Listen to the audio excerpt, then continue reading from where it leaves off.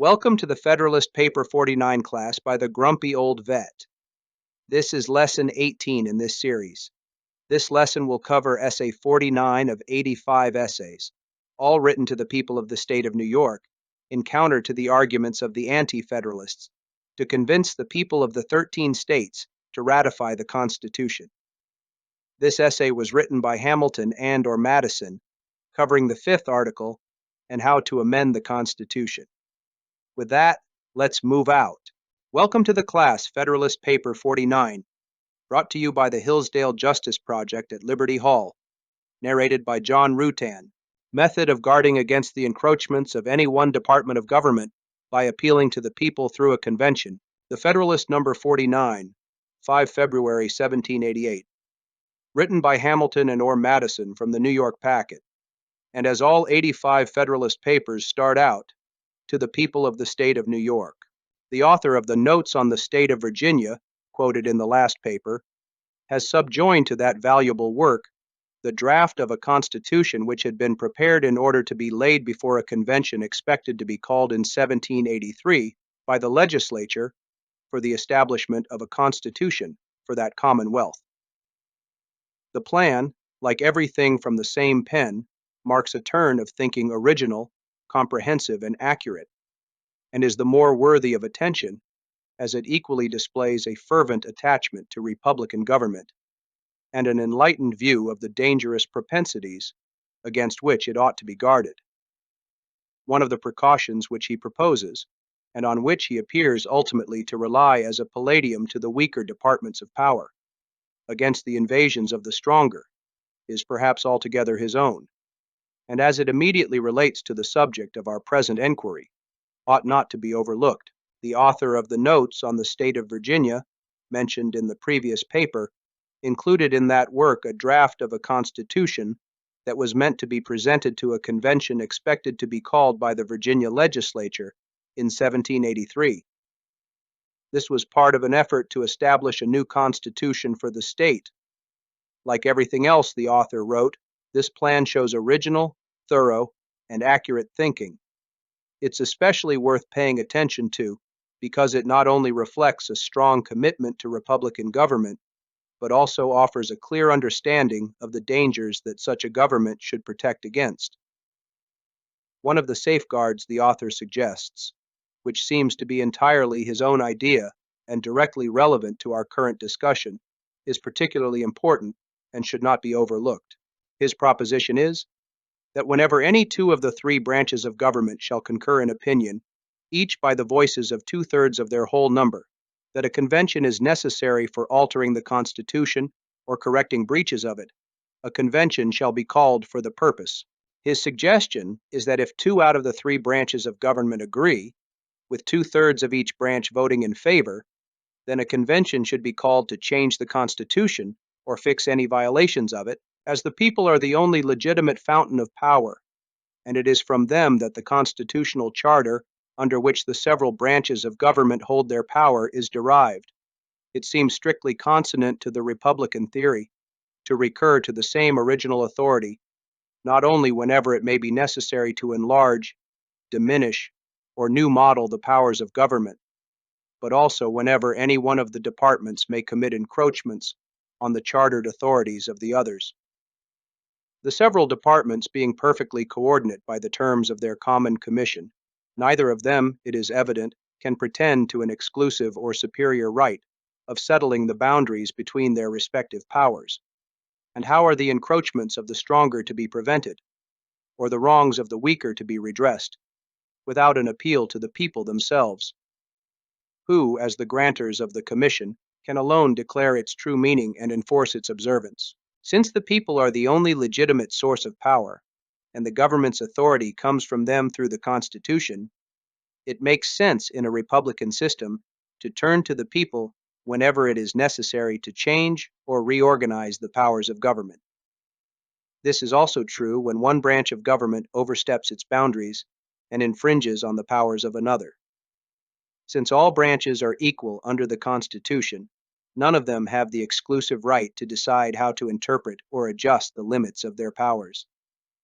To prevent abuses by the more powerful branches and to correct any injustices to the weaker ones, the only solution is to appeal directly to the people. The people, as the ones who gave the government its power, are the only ones who can properly define its meaning and ensure it is followed. There is certainly great force in this reasoning, and it must be allowed to prove that a constitutional road to the decision of the people ought to be marked out and kept open for certain great and extraordinary occasions. But there appear to be insuperable objections against the proposed recurrence to the people, as a provision in all cases for keeping the several departments of power within their constitutional limits. This argument certainly has merit, and it is clear that there should be a constitutional way for the people to make decisions in certain important and unusual situations. However, there are strong reasons against making it a regular practice to turn to the people every time to ensure that the branches of government stay within their constitutional boundaries. In the first place, the provision does not reach the case of a combination of two of the departments against a third. If the legislative authority, which possesses so many means of operating on the motives of the other departments, should be able to gain to its interest either of the others, or even 1/3 of its members, the remaining department could derive no advantage from this remedial provision.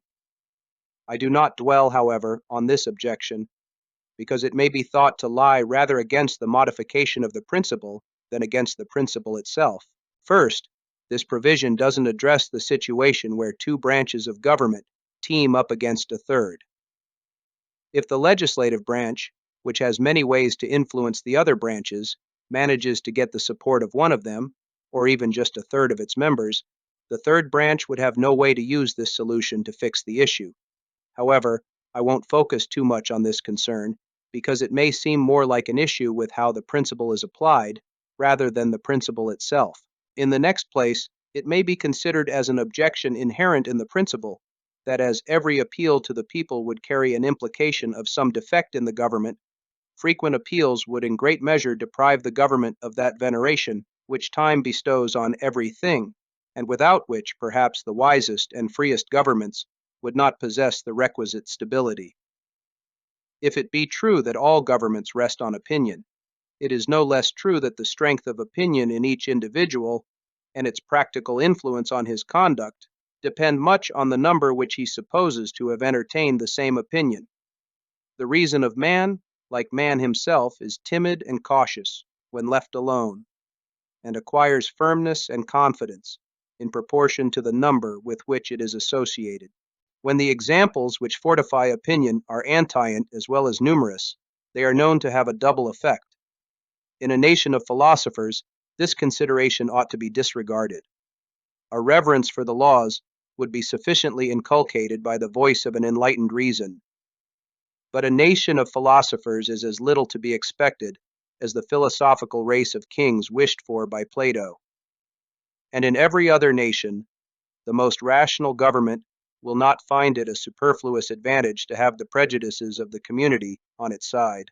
Another issue with this idea is that since any appeal to the people would suggest that something is wrong with the government, frequent appeals could weaken the respect that people have for the government.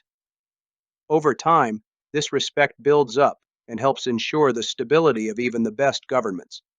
If it's true that governments depend on public opinion, then the strength of that opinion and how much it influences people's actions depends on how many others share the same view. People tend to be cautious and unsure when alone, but become more confident when they know many others agree with them. When examples supporting an opinion are both old and many, they tend to be even more convincing. In a country of philosophers, this wouldn't matter as much, because people would be guided by reason. But a nation of philosophers is highly unlikely, just as the philosopher kings Plato imagined are unlikely. So, in any real nation, even the most logical government benefits from having the support and respect of the public. The danger of disturbing the public tranquility by interesting too strongly the public passions is a still more serious objection against a frequent reference of constitutional questions to the decision of the whole society.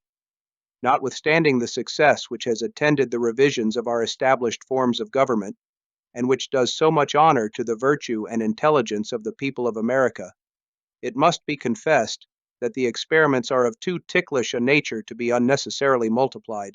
We are to recollect that all the existing constitutions were formed in the midst of a danger which repressed the passions most unfriendly to order and concord, of an enthusiastic confidence of the people in their patriotic leaders, which stifled the ordinary diversity of opinions on great national questions, of a universal ardor for new and opposite forms, produced by a universal resentment and indignation against the antient government, and whilst no spirit of party, connected with the changes to be made, or the abuses to be reformed, could mingle its leaven in the operation.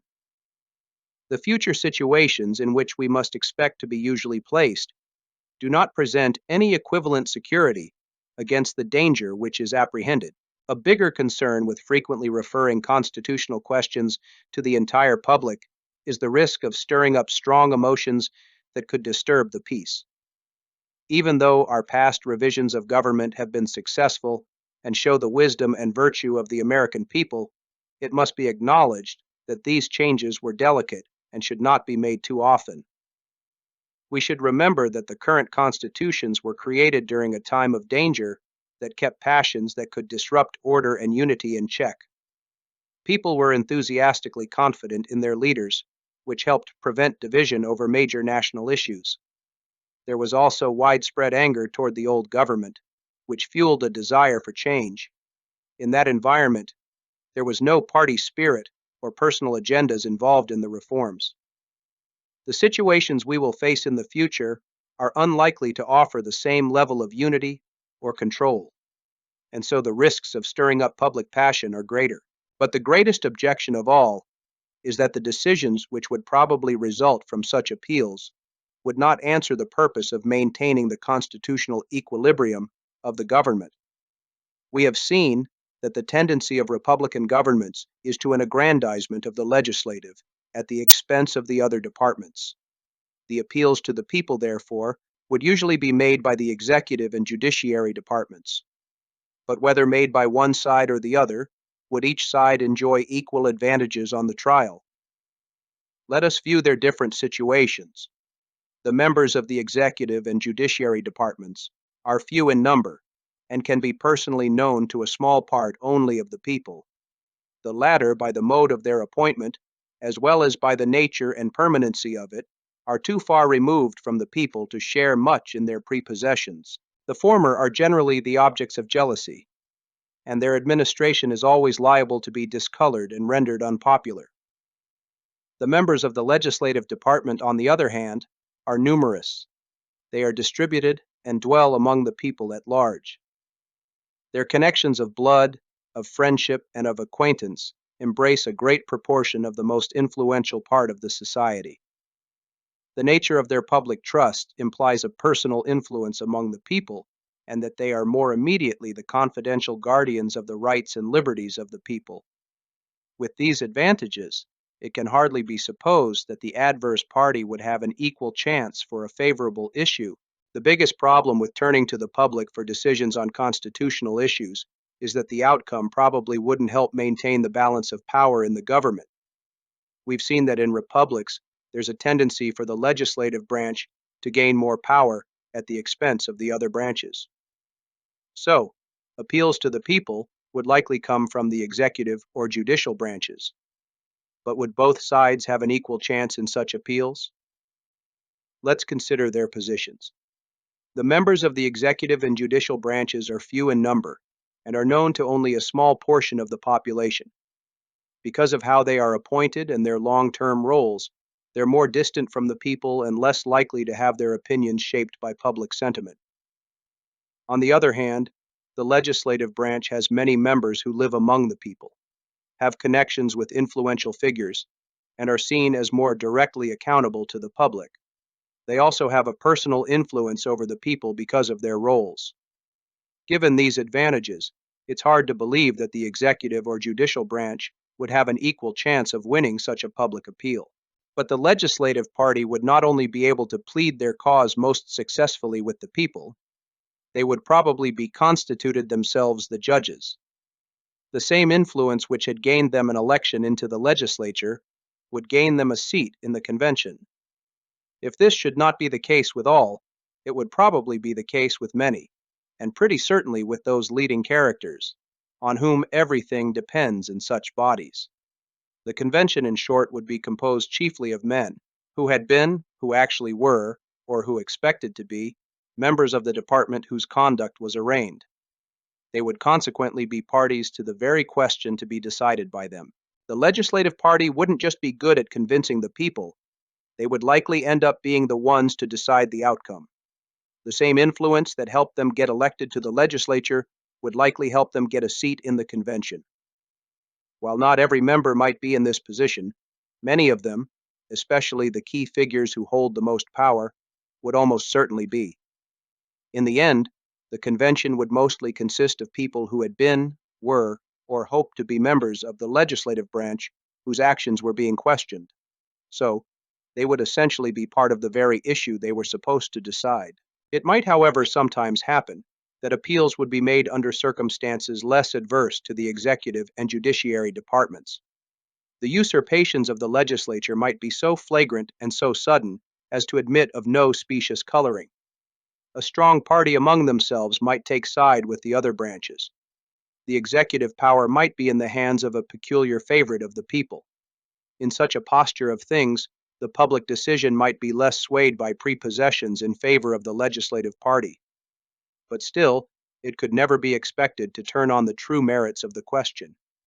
It would inevitably be connected with the spirit of pre-existing parties, or of parties springing out of the question itself. It would be connected with persons of distinguished character and extensive influence in the community. It would be pronounced by the very men who had been agents in, or opponents of the measures to which the decision would relate. The passions, therefore, not the reason of the public, would sit in judgment, but it is the reason of the public alone that ought to control and regulate the government. The passions ought to be controlled and regulated by the government. However, there may be times when the appeals are made under circumstances that are less unfavorable to the executive and judiciary. If the legislature's overreach is blatant and sudden, with no reasonable justification, a strong faction within the legislature might side with the other branches. The executive might be led by a popular figure, and in such a case, the public decision might not be as influenced by bias towards the legislative party. Still, it could never be expected to focus on the true merits of the issue. Instead, it would likely be influenced by existing party spirit or new parties created by the issue at hand. The decision would involve individuals with significant influence who had either supported or opposed the actions being judged. As a result, it would be driven by public emotions, not reason. But it is the public's reason, not their passions, that should guide and regulate the government. The passions should be controlled by the government. We found in the last paper that mere declarations in the written Constitution are not sufficient to restrain the several departments within their legal limits. It appears in this that occasional appeals to the people would be neither a proper nor an effectual provision for that purpose. How far the provisions of a different nature contained in the plan above quoted might be adequate, I do not examine. Some of them are unquestionably founded on sound political principles, and all of them are framed with singular ingenuity and precision. Publius. In the last paper, we saw that simply stating limits in the written Constitution is not enough to keep the different branches of government within their legal bounds. It seems that occasional appeals to the people would not be a proper or effective way to address this. I won't go into whether the other provisions in the plan mentioned above would be sufficient. Some of them are clearly based on solid political principles, and all of them are crafted with remarkable skill and clarity. Publius. Summary. Here's a summary of the key principles in Federalist Paper 49. 1. Appeals to the people. James Madison discusses the idea of appealing to the people to resolve constitutional disputes and limit governmental overreach. While such appeals could help maintain a balance of power, they should not be used too frequently. 2. Risk of undermining government stability. Frequent appeals to the people would destabilize the government. Constantly turning to the public could weaken the respect and authority of the government over time, as it would imply the system was flawed and needed constant adjustments. 3. The need for a limited use of popular appeals. Madison agrees that the people are the ultimate source of power, but he argues that appeals to the people should only occur in extraordinary circumstances. Overuse of this method could disrupt the proper functioning of the government. 4. Concerns about public passions. Engaging the public too often could stir up their emotions, which might cloud their judgment. This would lead to decisions driven by passions rather than reason, which could harm the government's ability to function effectively. 5. The problem with legislative overreach. While legislative powers might sometimes overstep their boundaries, Madison warns that using popular appeals to solve these issues may favor the legislative branch, as it is closer to the people and holds more influence over them. 6. Alternative constitutional safeguards. Madison suggests that there are other ways to prevent the government's overreach, including structural checks and balances. These safeguards are more reliable than frequent appeals to the people, which could be divisive and disruptive. In essence, Federalist Paper 49 stresses the importance of maintaining stability and respect for government authority, advocating for limited and careful use of public appeals to prevent undermining the system. This concludes the 18th class in the series on Federalist Paper 49. I hope you found the information helpful and entertaining. I will see you in Class 19, where we will cover Federalist Paper 51. Fall out!